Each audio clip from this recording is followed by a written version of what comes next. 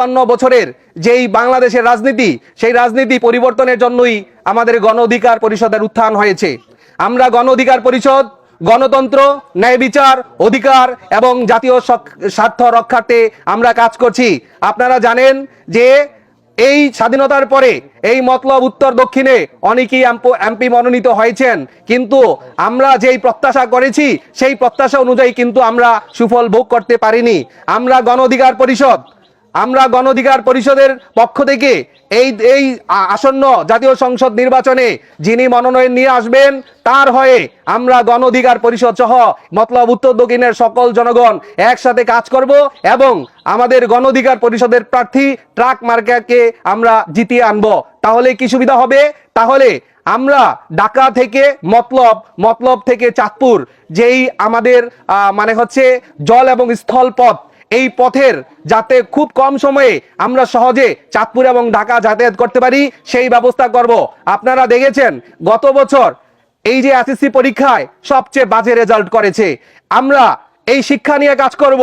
আমরা হচ্ছে এই মতলব উত্তরে প্রতিটা শিক্ষা প্রতিষ্ঠানে আমরা আরো নজরদারি দিয়ে আমরা শিক্ষার যে উপকরণ সহ শিক্ষার মানোন্নয়নে আমরা কাজ করব। আপনারা জানেন আমাদের মতলব উত্তর দক্ষিণের অর্থনীতি অনেকটা কৃষি নির্ভর। আমরা এই আধুনিক যুগে আধুনিক যন্ত্রপাতি দিয়ে কিভাবে কৃষিকাজ করা যায় এবং কৃষকদের সার বীজ কিভাবে মানে স্বল্প মূল্যে দেয়া যায় সেই ব্যবস্থা আমরা করব। পাশাপাশি আপনারা জানেন যে আমরা অসুস্থ হলে আমাদের অ্যাম্বুলেন্স দিয়ে ঢাকা যেতে হয়, অনেক ক্ষেত্রে এমনও হয় যে রোগী যেতে যেতে পথে মারা যায়।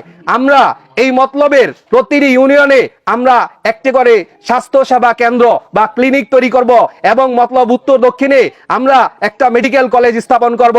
পাশাপাশি আমরা এই যেই আমাদের মতলব হচ্ছে একটা দ্বীপের মতো চারপাশের নদী, আমরা এই নদীর চারপাশে দেখবেন আগেও বালু কেটেছে, 5 তারিখের পরেও বালু কাটে। কারা কাটে সেটা আপনারা জানেন। আমরা এই বালু কাটার বিরুদ্ধে যুদ্ধ ঘোষণা করছি। যারাই বালু অবৈধভাবে উত্তোলন করবে তাদেরকে আমরা গণ অধিকার পরিষদ প্রতিহত করব। পাশাপাশি আপনারা দেখেছেন যে এই যে মাদক, আমাদের মতলবে মাদকের ছড়াছড়ি, আপনার ভালো ছেলেটা কি হচ্ছে খুব সহজে মাদকাসক্ত হচ্ছে। কেন হচ্ছে?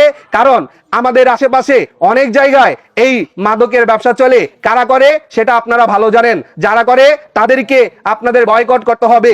আমরা গণ অধিকার পরিষদ যদি আপনাদের ভোটে নির্বাচিত হয়ে মতলব উত্তরে আসি, এই মতলব উত্তর দক্ষিণে কোনো মাদকের কোনো চিহ্ন থাকবে না। পাশাপাশি বলে দিতে চাই এই মতলব উত্তর দক্ষিণের প্রতিটি মানুষের মৌলিক অধিকার থেকে শুরু করে যতগুলো অধিকার আছে প্রত্যেকটি অধিকার আদায়ের জন্য আমরা কাজ করব। পাশাপাশি বলতে চাই আমাদের এই মতলব উত্তর এবং দক্ষিণে প্রায় 64,000 পরিবার আছে, প্রায় 5 লক্ষ লোক আছে। এই প্রতিটি পরিবারের একজনকে আমরা সরকারি অথবা বেসরকারি কর্মসংস্থানের ব্যবস্থা করব।